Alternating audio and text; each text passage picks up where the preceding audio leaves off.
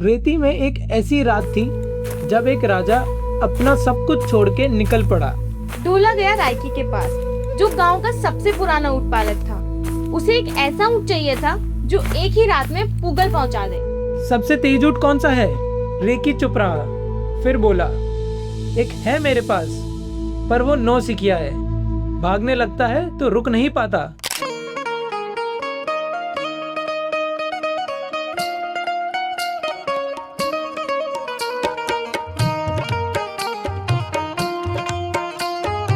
अरे रुको, मेरे बिना शुरू मत करना। कठपुतली टेल्स विद बनासा, बनीसा एंड मारू।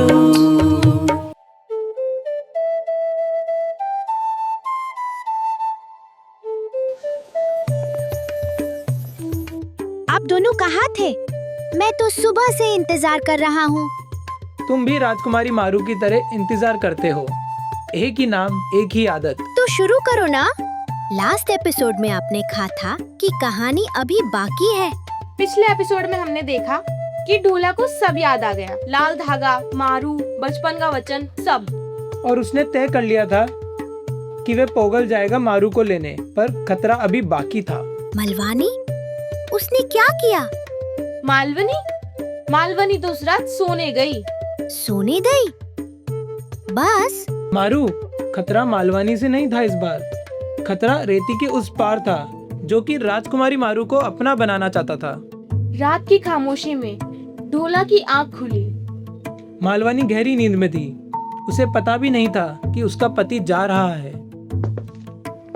उसने एक बार, सिर्फ एक बार मालवानी को देखा, फिर मारू को लेने निकल गया।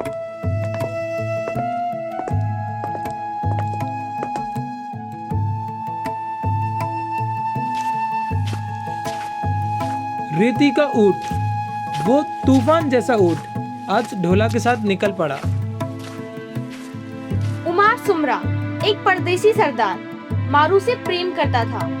राजकुमारी मारू को अपना बनाने का सपना उसने बरसों से देखा था, और आज ढोला उसके बीच आ रहा था।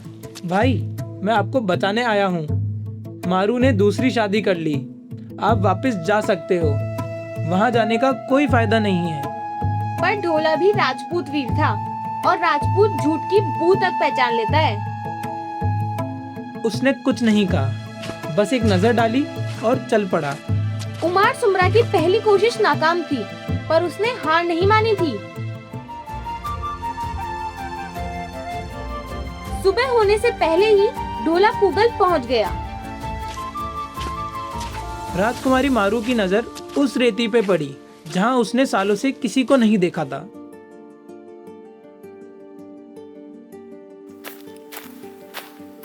और वो सुंदर दृश्य जो आज भी राजस्थान के हर घर में, हर दीवार पर, हर लोक चित्र में दिखाई जाती है। ढोला और मारू एक ही ऊंट पर एक साथ घर की तरफ।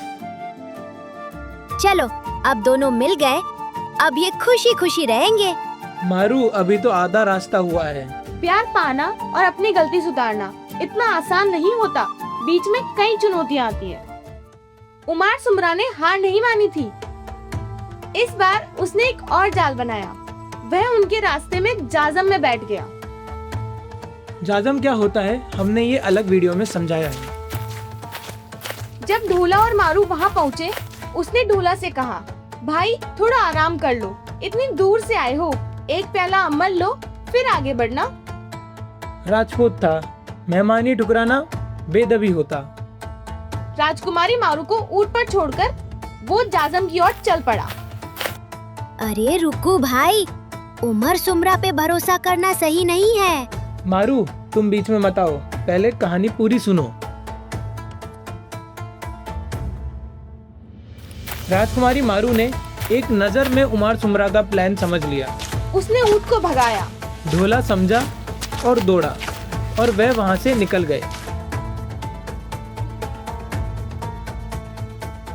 ओह वाह, ये राजकुमारी का सिर्फ नाम मेरे जैसा नहीं, उनका तो दिमाग भी मेरे ही जैसा है, एकदम तेज। रास्ता लंबा था, बीच में एक रात उन्हें रुकना भी था। रात के अंधेरे में एक सांप ने मारू को काट लिया।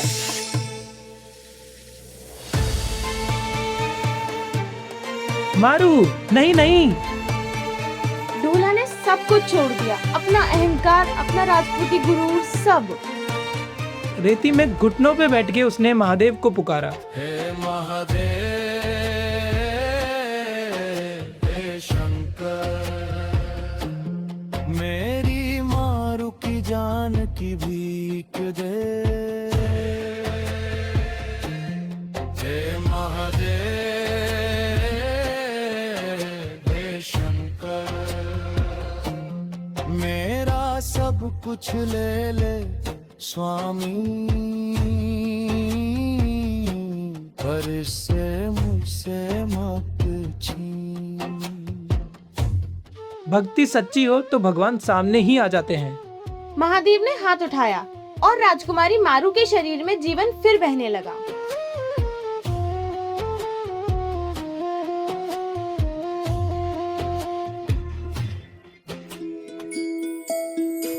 सुबह हो गई और वह महादेव के आशीर्वाद के साथ आगे चल पड़े।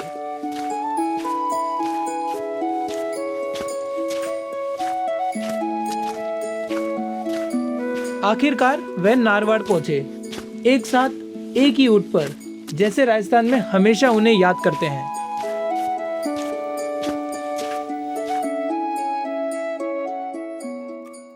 तो ढोला और मारू साथ आ गए। आज भी राजस्थान के हर घर में, हर शादी में, हर लोक गीत में ढोला मारू जिंदा है। और हर पत्नी जब अपने पति को ढोला कहती है, वो इस कहानी का एक छोटा सा हिस्सा निभाती है। मुझे मेरी मारू कब मिलेगी? ऐसी ही और कहानी के लिए सब्सक्राइब करो हमें। और राजस्थान के लोक देवता पाबूजी राठौड़ की कहानी यहाँ है।